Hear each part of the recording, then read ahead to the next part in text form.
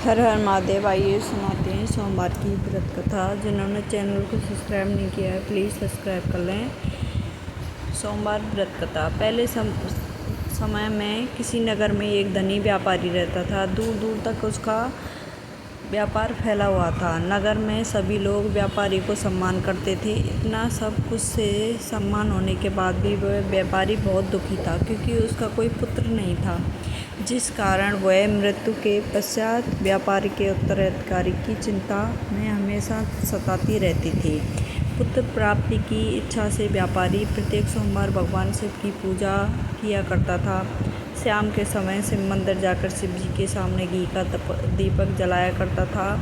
उसकी भक्ति देखकर माँ पार्वती प्रसन्न हो गई और भगवान शिव से उसे व्यापारी की मनोकामना पूर्ण करने को कहने लगी। भगवान शिव बोले, इस संसार में सबको उसके कर्म के अनुसार फल प्राप्त होती है। जो प्राणी जैसा कर्म करता है उसे फल वैसा ही प्राप्त होता है। शिव जी द्वारा समझाने के बावजूद माँ पार्वती नहीं मानी और उस व्यापारी की मनोकामना पूर्ति हेतु शिव जी से बार बार अनुरोध करती रही।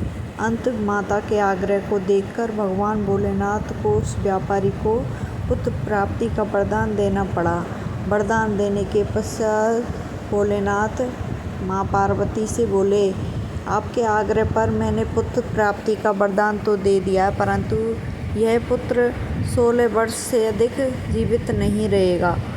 उसी रात भगवान शिव उस व्यापारी के स्वप्न में आए, उसे पुत्र प्राप्ति का वरदान दिया। उसके पुत्र के 16 वर्ष तक जीवित रहने की बात बताई। भगवान के वरदान से व्यापारी को खुशी तो हुई, लेकिन पुत्र की अल्प आयु की चिंता से उस खुशी को नष्ट कर दिया। व्यापारी पहले की तरह सोमवार के दिन भगवान शिव का विधिवत व्रत करता रहा। कुछ महीनों के बाद उसके घर में अति सुंदर बालक जन्म लिया। घर में खुशियां भर गईं। बहुत धूमधाम से पुत्र जन्म का समारोह मना गया, परंतु व्यापारी को पुत्र की अधिक खुशी नहीं हुई, क्योंकि उसे पुत्र की अल्प आयु के रहस्य के बारे में पता था। तब पुत्र 12 वर्ष का हुआ तो व्यापारी ने उसके मामा के साथ पढ़ने के लिए वाराणसी भेज दिया। लड़का अपने मामा के साथ शिक्षा प्राप्ति हेतु चल दिया। रास्ते में जहाँ भी मामा भांजे विश्राम हेतु करते, वहाँ यज्ञ करते, ब्राह्मणों को भोजन कराते। लंबी यात्रा के बाद मामा भांजे एक नगर में पहुँचे। उस दिन नगर के राजा की कन्या का विवाह था, जिस कारण पूरे नगर को सजाया गया था। निश्चित समय पर बारात आ गई, लेकिन वर का पिता अपने बेटे के साथ एक आँख से काना होने के कारण बहुत चिंतित था। उसे भय था कि इस बात का पता चलने पर कहीं राजा विवाह से इनकार न कर दे, उससे उसकी बदनामी भी होगी। जब वर के पिता ने व्यापारी के पुत्र को देखा तो उसके मस्तिष्क में एक विचार आया। उसने सोचा, क्यों ना इस लड़के को दूल्हा बनाकर राजकुमारी से विवाह करा दूं। विवाह के बाद इसको धन देकर विदा कर दूंगा और राजकुमारी को अपने नगर ले जाऊंगा। वर के पिता ने उसके लड़के से इस संबंध में बात की। मामा ने धन मिलने के लालच में वर के पिता की बात स्वीकार कर ली। लड़के को दूल्हे का वस्त्र पहनाकर राजकुमारी से विवाह करा दिया। राजा ने बहुत सारा धन देकर राजकुमारी को विदा किया। शादी के बाद जब राजकुमारी के साथ लौट रहा था तो वह सच नहीं छुपा सका। उसने राजकुमारी की ओढ़नी पर लिख दिया, राजकुमारी तुम्हारा विवाह मेरे साथ हुआ है। मैं तो वाराणसी पढ़ने के लिए जा रहा हूँ और अब तुम्हें जिस नवयुवक की पत्नी बनने पड़ेगा वह कान्हा है। जब राजकुमारी ने ओढ़नी पर लिखा हुआ पढ़ा तो उसने कान्हे लड़के के साथ जाने से इनकार कर दिया। राजा ये सब बातें जानकर राजकुमारी को महल में रख लिया। उधर लड़का अपने मामा के साथ वाराणसी पहुंच गया। गुरुकुल में पढ़ना शुरू कर दिया। जब उसकी आयु 16 वर्ष की हुई तो उसने यज्ञ किया। यज्ञ की समाप्ति पर ब्राह्मणों को भोजन कराया और खूब अन्न वस्त्र दान किए। रात को वह अपनी शयन कक्ष में सो रहा था। शिव जी के वरदान के अनुसार शयन अवस्था में ही उसके प्राण पखेरु उड़ गए। सूर्योदय पर मामा मृत भांजे को देखकर रोना पीटना शुरू किया। आसपास के लोग भी एकत्रित होकर दुख प्रकट करने लगे। मामा के रोने और विलाप करने का स्वर समीप से गुजरे हुए भगवान शिव और पार्वती भी सुने। पार्वती ने भगवान से कहा, प्राणनाथ, मुझे इसके रोने का स्वर सहन नहीं हो रहा।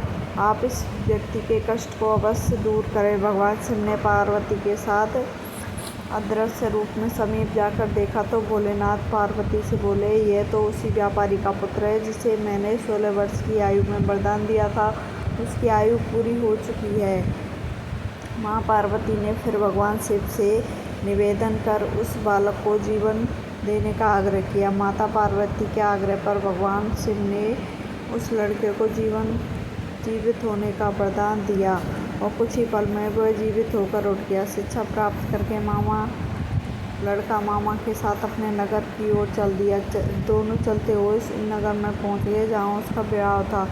उसी नगर में भी यज्ञ का आयोजन किया। समीप से गुजरे हुए नगर के राजा ने यज्ञ का आयोजन देखा और उसने तुरंत ही उस लड़के को उसके मामा को पहचान लिया। यज्ञ के समाप्त होने पर राजा मामा और लड़के को महल ले गया और कुछ दिन तक उन्हें महल में रखकर बहुत सा धन वस्त्र आदि देकर राजकुमारी के साथ विदा कर दिया।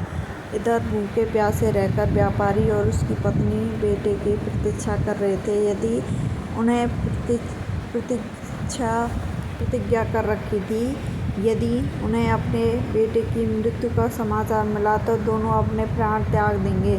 परंतु जैसे ही उसने बेटे के जीवित वापस लौटने का समाचार